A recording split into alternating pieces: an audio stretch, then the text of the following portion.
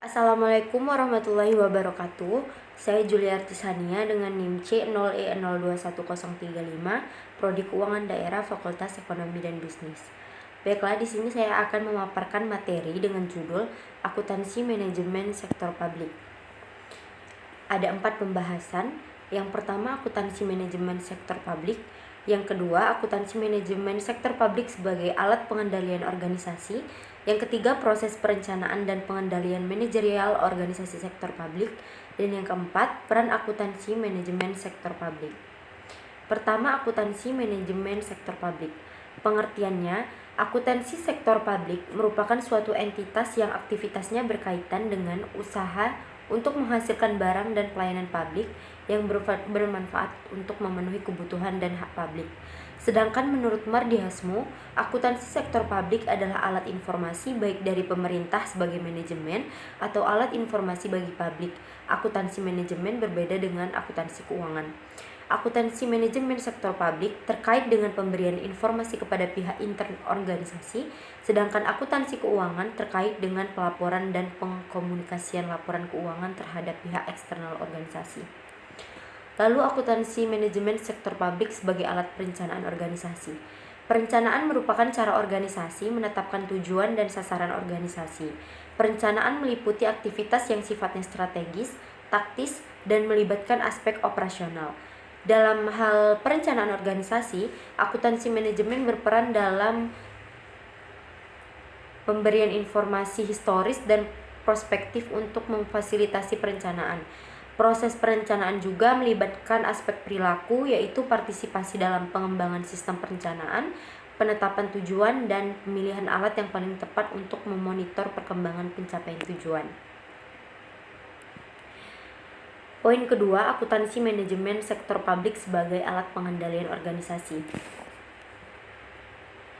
Untuk menjamin bahwa strategi untuk mencapai tujuan organisasi dijalankan secara ekonomis, efisien, dan efektif, maka diperlukan suatu sistem pengendalian yang efektif.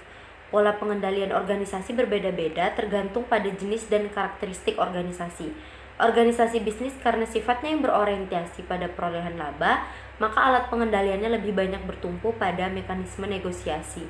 Meskipun hal tersebut bervariasi untuk tiap organisasi dan tingkatan manajemen, pengendalian untuk manajemen bawah lebih tegas dan memaksa, sedangkan untuk manajemen level atas lebih bersifat normatif. Pengendalian organisasi memerlukan informasi yang lebih luas dibandingkan pengendalian keuangan. Informasi yang dibutuhkan lebih kompleks, tidak sekedar informasi keuangan saja. Sebagai contoh, dalam sebuah usulan investasi publik, informasi yang dibutuhkan untuk pengendalian keuangan adalah berupa prediksi aliran kas dan profitabilitas dari investasi tersebut. Sementara itu, untuk tujuan pengendalian organisasi dibutuhkan informasi yang lebih luas, meliputi aspek ekonomi, sosial, dan politik dari investasi yang diajukan.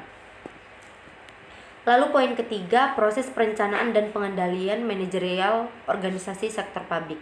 Perencanaan dan pengendalian pada dasarnya merupakan dua sisi dari mata uang yang sama.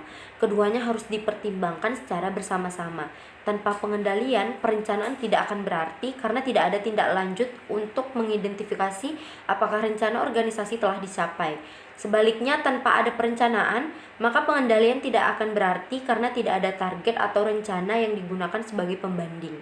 Perencanaan dan pengendalian merupakan suatu proses yang membentuk suatu siklus sehingga satu tahap akan terkait dengan tahap yang lain dan terintegrasi dalam satu manajerial pada organisasi sektor publik menjadi 5 tahap, yaitu perencanaan tujuan dan sasaran dasar, perencanaan operasional, penganggaran, pengendalian dan pengukuran, pelaporan, analisis, dan umpan balik.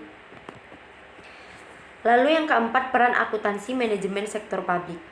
Peran utama akuntansi manajemen dalam organisasi sektor publik adalah memberikan informasi akuntansi yang relevan dan handal kepada manajer untuk melaksanakan fungsi perencanaan dan pengendalian organisasi.